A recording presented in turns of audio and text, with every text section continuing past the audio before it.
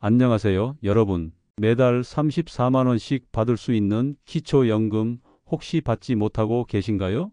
옆집 할아버지는 그랜저 타고 다니면서도 받는데 정작 나는 왜 안 된다며 억울해하신 적 있으신가요? 아니면 작년까지 받았는데 올해 갑자기 탈락 통지서를 받으셨나요? 여러분, 지금 기초연금 제도가 완전히 바뀌고 있습니다. 2025년부터 자동차 배기량 기준도 사라졌고 앞으로 더 큰 변화가 예정되어 있어요. 하지만 정작 어르신들은 이런 변화를 모르고 계시죠. 오늘 저는 충격적인 실제 사례들과 함께 기초연금의 모든 비밀을 파헤쳐 드릴 예정입니다. 작은 실수 하나가 어떻게 연금 수급권을 날리는지, 그리고 어떻게 준비해야 하는지까지 말이죠. 영상 시작 전 구독과 좋아요 누르시면 더 많은 이야기를 놓치지 않고 보실 수 있습니다. 끝까지 함께 해주시고 도움이 되셨다면 구독과 좋아요도 꼭 눌러주세요. 이제 본격적으로 시작해 보겠습니다. 제가 오늘 말씀드릴 이야기는 정말 충격적이에요. 평생 성실하게 살아오신 분들이 자식 사랑하는 마음 하나로 혹은 작은 실수 하나로 기초연금을 못 받게 되는 현실 말입니다. 김영숙 할머니 이야기부터 들어보세요. 75세인 할머니는 작년까지 기초연금을 받으셨어요. 그런데 올해 갑자기 탈락 통지서가 날아왔습니다. 이유가 뭘까요? 아들이 사업 자금이 급하다고 해서 2천만 원을 빌려준 게 문제였어요. 물론 차용증도 썼고 이자도 받기로 했습니다. 하지만 국민연금공단에서는 이걸 증여로 본 거예요. 왜냐하면 아들의 신용도로는 은행에서 그 돈을 빌릴 수 없는 상황이었거든요. 더 기가 막힌 건 손자 결혼식의 축의금으로 보낸 300만 원도 문제가 됐다는 거예요. 가족 간의 자연스러운 도움이라고 생각했는데 이것도 소득으로 계산된 겁니다. 박철수 할아버지의 경우를 보세요. 30년 동안 운영했던 작은 구멍가게를 5년 전에 문 닫았어요. 그런데 사업자 등록을 폐업하는 걸 깜빡했습니다. 매출이 0원이어도 사업자로 등록되어 있으면 최소한의 소득이 있다고 간주돼요. 그 바람에 기초연금 탈락이에요. 최순례 할머니는 더 억울해요. 자식들이 효도한다며 매달 50만 원씩 통장에 넣어줬거든요. 그런데 이게 소득으로 잡혀서 기초연금을 못 받게 됐어요. 효도가 독이 된 셈이죠. 이런 일이 이분들만의 이야기일까요? 아닙니다. 지금 이 순간에도 수많은 어르신들이 모르는 사이에 기초연금 수급권을 잃고 있어요. 정말 기가 막힌 소득인정액 계산법을 한번 보세요. 예를 들어 여러분이 은행에 1억 원을 예금했다고 해보세요. 실제로는 연 2% 정도의 이자를 받겠지만 국민연금공단에서는 연 4%의 소득이 있다고 계산해요. 그러면 월 33만 원의 소득이 있다고 보는 거예요. 실제로는 16만 원 정도밖에 안 되는데 말이죠. 자동차도 마찬가지예요. 2025년부터는 배기량 기준이 사라졌지만 대신 차량 가액으로 계산합니다. 2천만 원짜리 중고차라도 월 6만 6천 원의 소득이 있다고 봐요.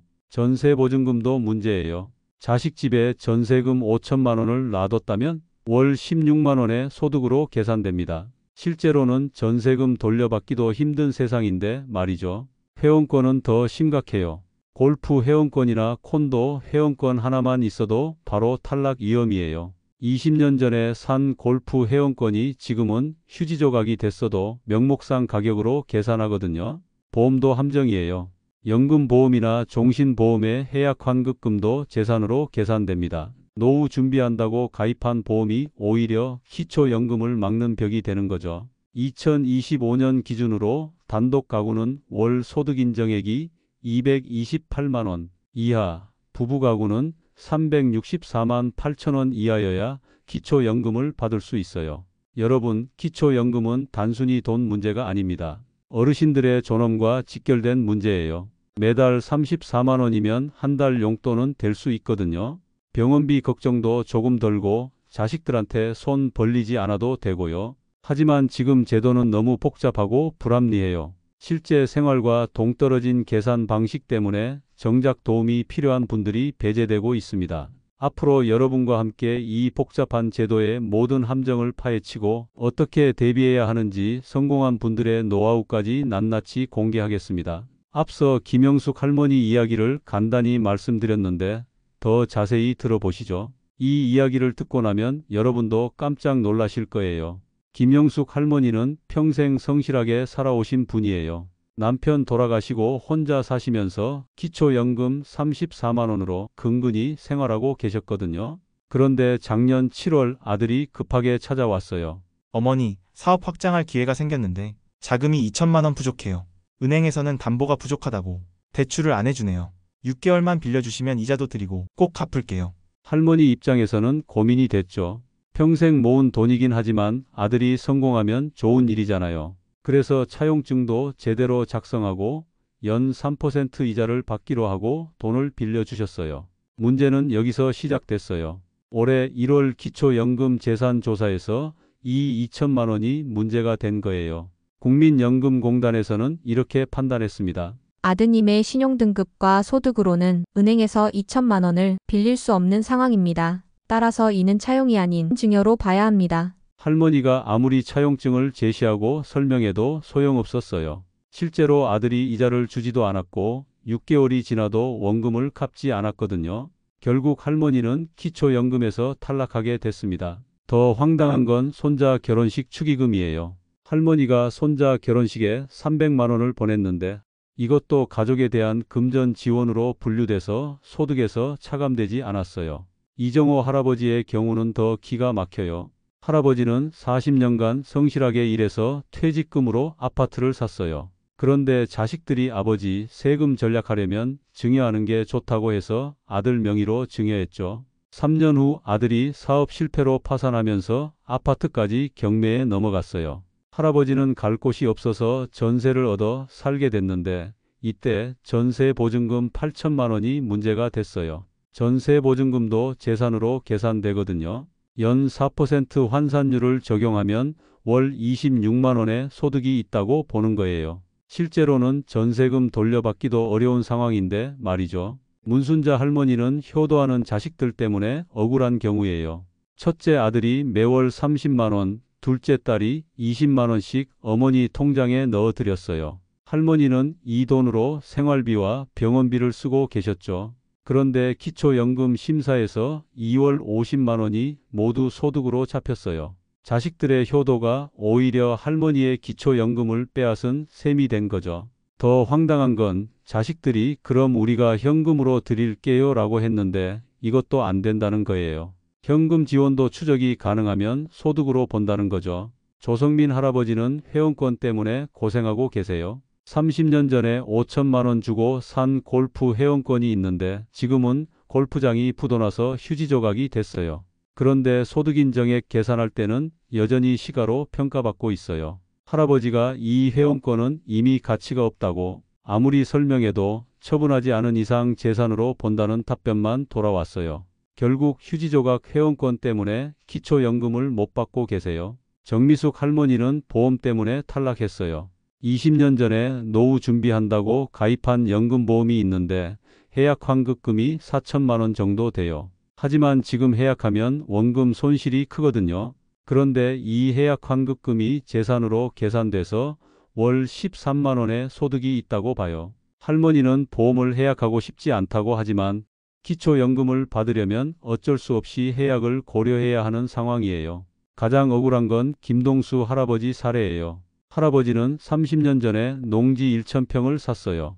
당시 평당 5만 원, 총 5천만 원이었죠. 지금은 개발이 되면서 시가가 10억이 됐어요. 문제는 이 땅을 팔고 싶어도 팔 수 없다는 거예요. 농지법 때문에 농업인이 아니면 살 수 없거든요. 그런데 소득인정액 계산할 때는 현재 시가 10억으로 계산해요. 월 330만 원의 소득이 있다고 보는 거죠. 할아버지는 이 땅은 팔 수도 없고 소득도 없는데 왜 소득이 있다고 하느냐고 항의했지만 재산은 재산이라는 답변만 돌아왔어요. 이런 사례들을 보면 정말 기가 막히죠? 평생 성실하게 살아온 어르신들이 가족을 위한 마음, 미래를 위한 준비 때문에 오히려 기초연금에서 배제되고 있어요. 더 심각한 건 이런 문제들이 개별 사례가 아니라는 거예요. 지금 이 순간에도 수많은 어르신들이 비슷한 이유로 기초연금을 받지 못하고 계세요. 여러분, 이게 과연 합리적인 제도일까요? 실제로는 소득이 없거나 재산 활용이 불가능한데도 서류상 수치만으로 판단하는 게 맞을까요?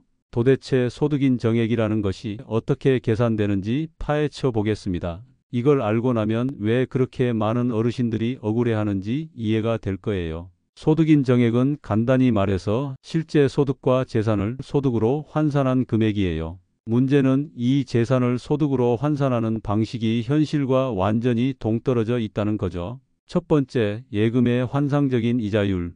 여러분이 은행에 5천만 원을 예금했다고 해보세요. 요즘 은행 이자가 얼마나 되죠? 정기예금 금리가 연 3% 정도예요. 그럼 월 이자 소득이 12만 5천 원 정도 나오겠죠. 그런데 국민연금공단에서는 어떻게 계산할까요? 연 4%를 적용해요. 그러면 월 16만 7천 원의 소득이 있다고 봅니다. 실제보다 4만 원 이상 많게 잡히는 거예요. 겨우 4만 원 차이잖아? 라고 생각하시면 안 돼요. 1억 원이 있다면 월 8만 원 차이, 2억 원이 있다면 월 16만 원 차이가 나요. 이 차이 때문에 기초연금 탈락하는 분들이 정말 많거든요. 두 번째, 자동차의 억지스러운 소득 창출. 2025년부터 배기량 기준은 사라졌지만 여전히 자동차는 소득을 창출한다고 봐요. 어떻게 계산하는지 보세요. 2천만 원짜리 중고차를 갖고 계신다면 차량 가액에서 기본 공제 250만 원을 뺀 1,750만 원에 연 4.17%를 적용해요. 그러면 월 6만 원 정도의 소득이 있다고 계산됩니다. 여러분, 자동차가 월 6만 원씩 돈을 벌어다 줍니까?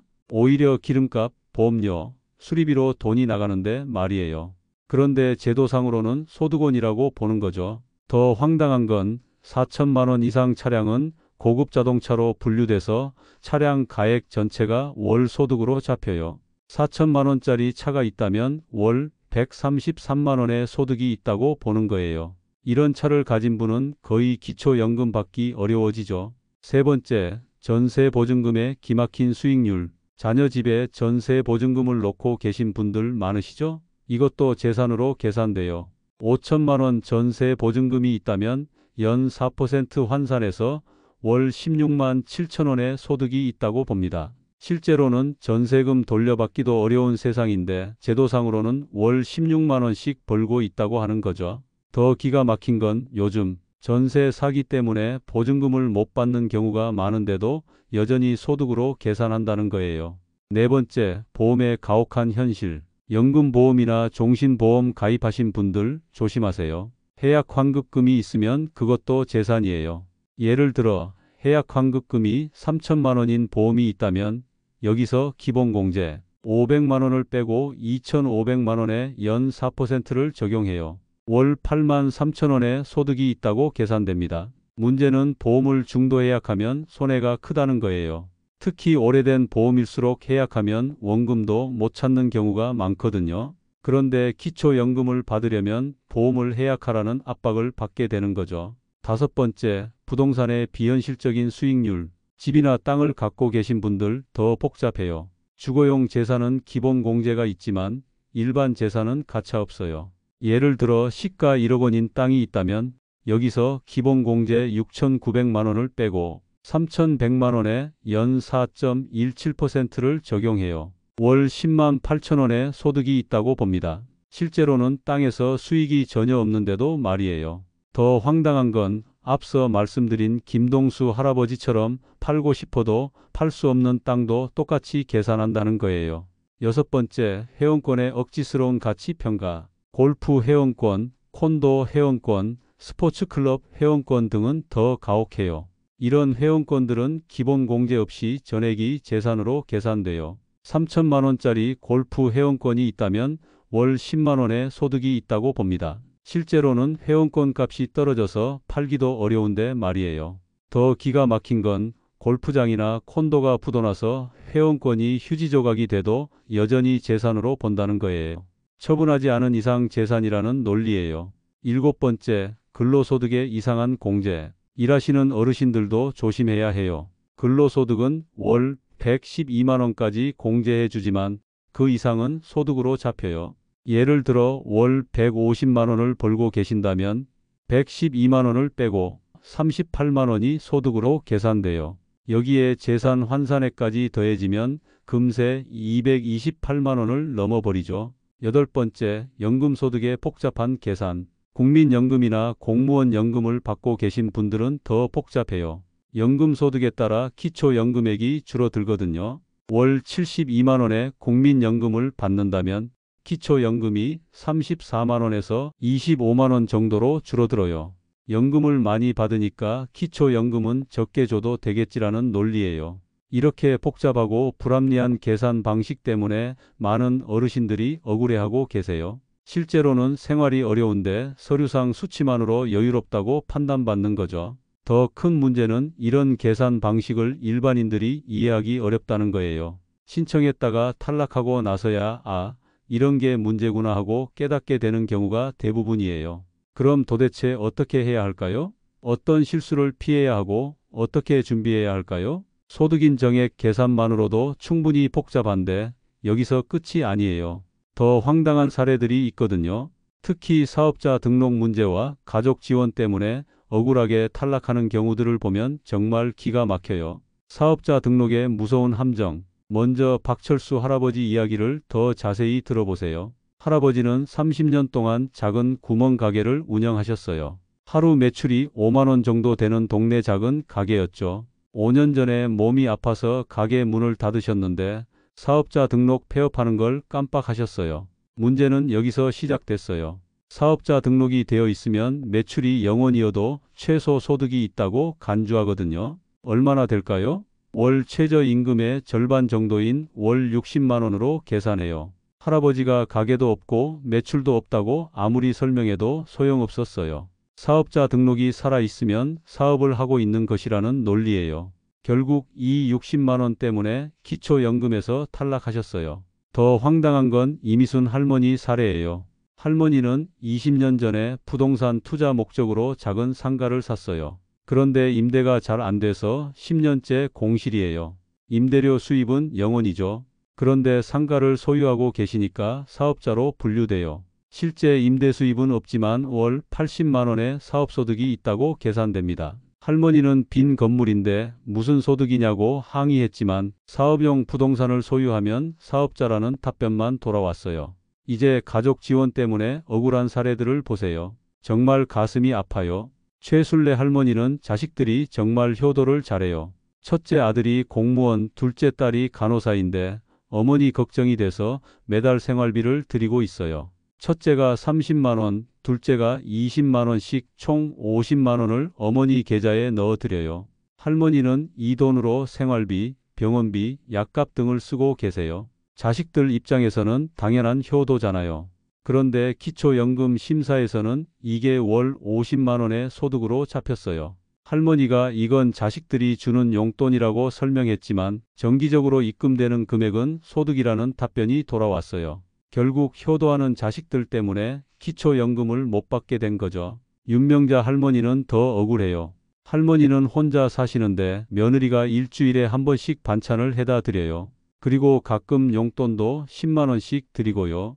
그런데 어느 날 며느리가 할머니 명의로 적금을 하나 만들어 드렸어요. 매월 10만 원씩 넣어서 할머니 노후 자금을 만들어 드리려는 마음이었죠. 정말 고마운 며느리잖아요. 문제는 이 적금이 기초연금 심사에서 발견된 거예요. 누가 이 돈을 넣어주냐고 물어보니까 며느리가 넣어준다고 했어요. 그랬더니 월 10만 원의 증여소득이 있다고 판정됐어요. 며느리는 어머니 노후를 위해서 한 일인데 왜 이게 문제가 되느냐고 억울해했지만 정기적인 금전 지원은 소득이라는 원칙에 막혔어요. 김동훈 할아버지는 자동차 2대 때문에 문제가 생겼어요. 할아버지는 20년 된 소나타와 10년 된 소형 트럭을 갖고 계세요. 소나타는 시가 500만 원, 트럭은 800만 원 정도예요.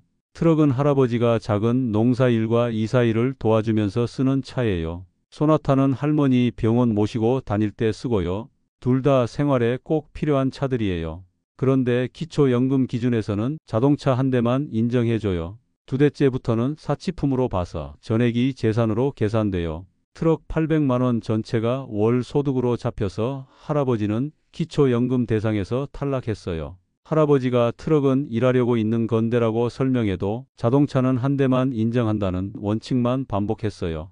부동산 임대의 복잡한 계산. 정대수 할아버지는 작은 원룸 3개를 갖고 계세요. 시가로는 각각 1억 원씩 총 3억 원이에요. 월세는 방당 40만 원씩 받아서 총 120만 원의 임대소득이 있어요. 그런데 실제로는 관리비, 수리비, 공실기간 등을 빼면 순수입이 70만 원 정도예요. 여기서 종합소득세까지 내고 나면 실제 손에 쥐는 돈은 60만 원 정도죠. 그런데 기초연금 계산에서는 어떻게 할까요? 임대소득 120만 원과 부동산, 재산가액, 환산액까지 더해요. 부동산 3억 원에서 기본 공제를 빼고 환산하면 월 70만 원 정도 더 나와요. 총 190만 원의 소득이 있다고 보는 거죠. 실제로는 60만 원 버는데 계산상으로는 190만 원 번다고 하니 당연히 기초연금 대상에서 탈락이죠. 이런 사례들을 보면 정말 답답해요. 제도가 현실을 제대로 반영하지 못하고 있어요. 실제로는 생활이 어려운데 서류상으로만 여유롭다고 판단받는 분들이 너무 많아요.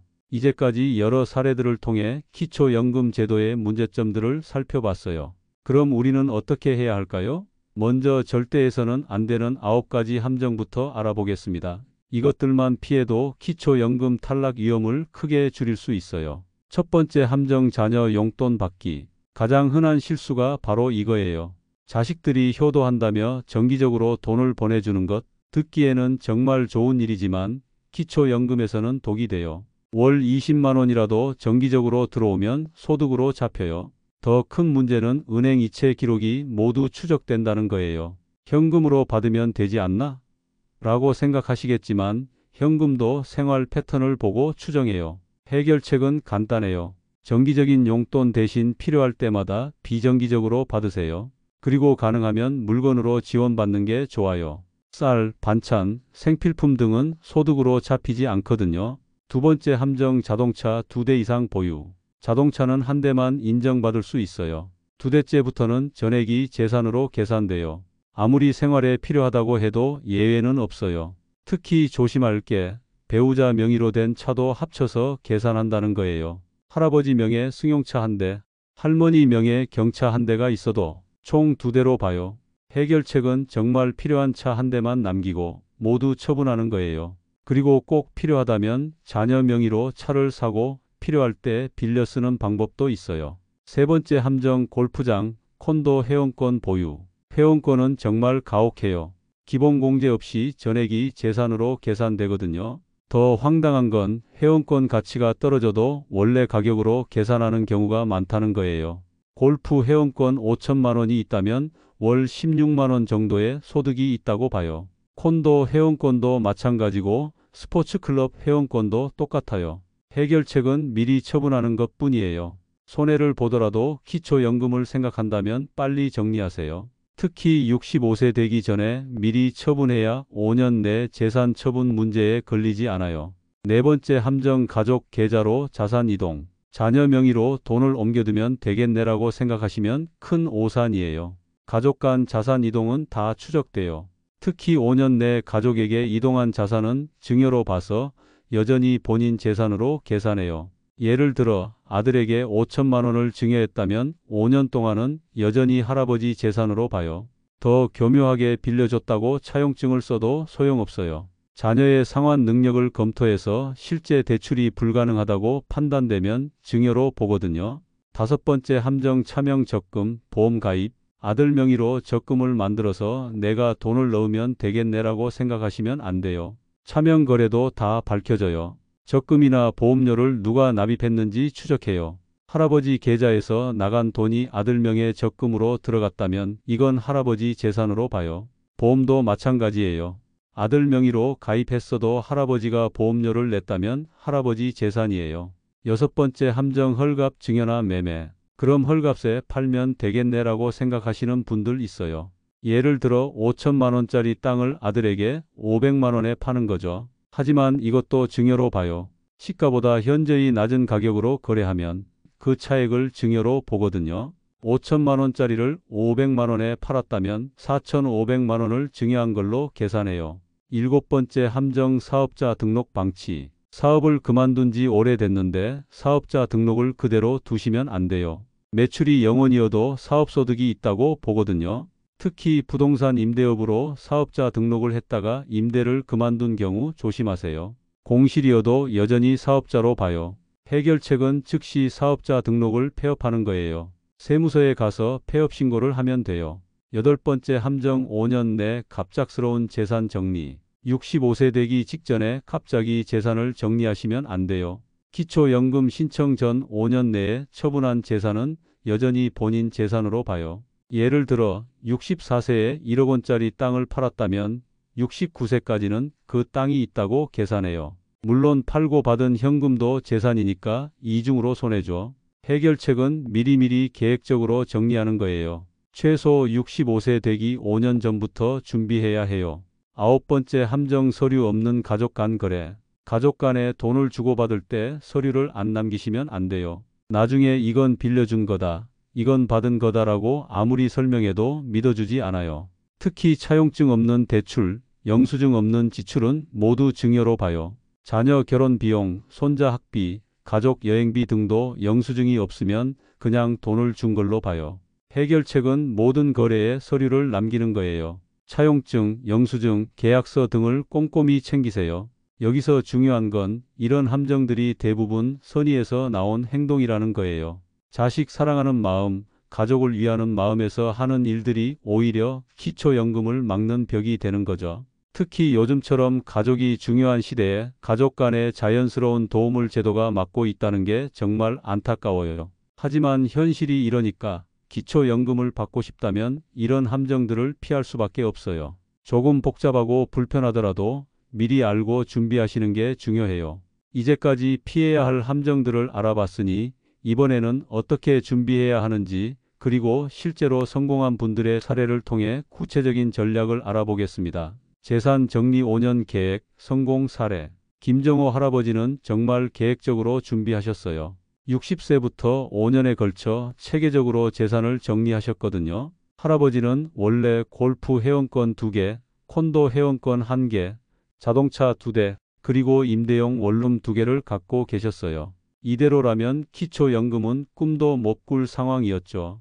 60세 때 먼저 골프 회원권 2개를 처분했어요. 원래 가격보다 3천만 원 손해를 봤지만 5년 후를 생각하면 이득이라고 판단하셨어요. 61세 때 콘도 회원권을 처분하고 자동차 1대를 팔았어요. 대신 연식이 낮은 중고차를 800만 원에 사셨어요. 62세 때 임대용 원룸 1개를 팔아서 받은 돈으로 주택 리모델링을 했어요. 이게 중요한 포인트예요. 집 수리비는 정당한 지출로 인정받거든요. 63세 때 남은 원룸 1개도 처분하고 그 돈으로 할머니 무릎 수술비와 치료비를 냈어요. 의료비도 정당한 지출이에요. 64세 때 마지막으로 예금을 정리해서 손자 대학 등록금을 냈어요. 직계 가족의 교육비는 공제 대상이거든요. 결과적으로 65세가 됐을 때 할아버지의 재산은 기초연금 기준에 딱 맞췄어요. 지금 매달 34만 원씩 받고 계세요. 합리적 지출로 성공한 사례. 박영숙 할머니는 다른 방법을 택하셨어요. 재산을 처분하는 대신 인정받는 지출을 늘리신 거죠. 할머니는 예금 1억 2천만 원을 갖고 계셨어요. 이대로라면 소득인 정액을 초과하죠. 하지만 할머니는 이 돈을 지혜롭게 사용하셨어요. 30년 된 집을 주택 개선비로 4천만 원 지출하셨어요. 전면 리모델링 했어요. 지붕, 바닥, 도배, 보일러 교체 등 모든 영수증을 꼼꼼히 챙기셨고요. 의료비는 2천만 원을 지출하셨어요. 오래 미뤄왔던 백내장 수술, 무릎 관절 수술, 치과 임플란트를 모두 하셨어요. 손자 교육비로 3천만 원을 증여하셨어요. 대학생 손자의 4년 등록금을 미리 납부했어요. 차량 교체로 1천만 원을 지출하셨어요. 20년 된 차를 팔고 중고차로 교체하면서 차액을 지불했어요. 가족 경조사비로 1천만 원을 지출하셨어요. 결혼 20주년 기념 가족 여행비, 친척 결혼식 축의금 등 모든 영수증을 보관했어요. 이렇게 총 1억 1천만 원을 정당한 용도로 지출하시고 모든 영수증과 증빙서류를 보관해 두셨어요. 결과적으로 예금이 1천만 원만 남아서 기초연금 대상이 되셨죠. 서류 보관의 중요성, 성공 사례. 최동식 할아버지는 서류 관리로 위기를 넘겼어요. 할아버지는 아들에게 3천만 원을 빌려주셨는데 처음에는 증여로 의심받았어요. 하지만 할아버지는 완벽한 서류를 준비해 두셨어요. 정식 차용증, 아들의 소득 증명서, 이자 입금 내역, 원금 상환 계획서. 이 서류들 덕분에 정당한 대출로 인정받아서 기초연금을 받을 수 있었어요. 전문가 상담으로 성공한 사례. 이순자 할머니는 혼자서는 해결이 어려워서 복지 상담사의 도움을 받으셨어요. 할머니의 상황을 분석해보니 몇 가지 개선점이 있었어요. 문제점: 사업자 등록이 살아있고 보험 해약 환급금이 많고 자동차가 고가였어요. 해결책: 즉시 사업자 등록 폐업 신고, 보험을 연금보험으로 전환, 연금 수령하면 소득은 되지만 재산에서는 제외됨. 고가 자동차를 팔고 중저가 자동차로 교체, 차액으로는 집 수리와 의료비 지출. 전문가의 조언 덕분에 할머니도 기초연금을 받을 수 있게 됐어요. 오늘 정말 많은 이야기를 했어요. 복잡하고 어려운 내용들이 많았죠. 하지만 핵심은 간단해요. 첫째, 미리 준비하세요. 65세 되기 최소 5년 전부터 계획적으로 준비해야 해요. 둘째, 9가지 함정을 피하세요. 아무리 좋은 의도라도 제도가 막으면 소용없어요. 셋째, 모든 거래에 서류를 남기세요. 나중에 증명할 수 있는 건 서류뿐이에요. 넷째, 전문가의 도움을 받으세요. 혼자 하기 어려우면 전문가와 상담하세요. 다섯째, 포기하지 마세요. 한번 탈락해도 상황이 바뀌면 다시 신청할 수 있어요. 매달 34만 원, 1년이면 408만 원이에요. 10년이면 4천만 원 넘는 큰 돈이죠. 이 돈이 여러분의 노후를 바꿀 수 있어요. 지금 당장 확인해 보세요. 여러분의 재산 상황, 소득 상황을 점검하고 필요하다면 정리를 시작하세요. 내년에, 내후년에 하겠다고 미루지 마세요. 지금이 가장 빠른 때예요. 행동하는 자만이 노후를 지킬 수 있습니다. 여러분의 소중한 노후를 위해 지금 바로 시작하세요. 오늘 영상이 도움이 되셨다면 구독과 좋아요 꼭 눌러주시고 주변 어르신들에게도 꼭 공유해 주세요. 한 분 한 분의 노후가 더 안정되길 바라며 다음에도 더 유용한 정보로 찾아뵙겠습니다. 감사합니다.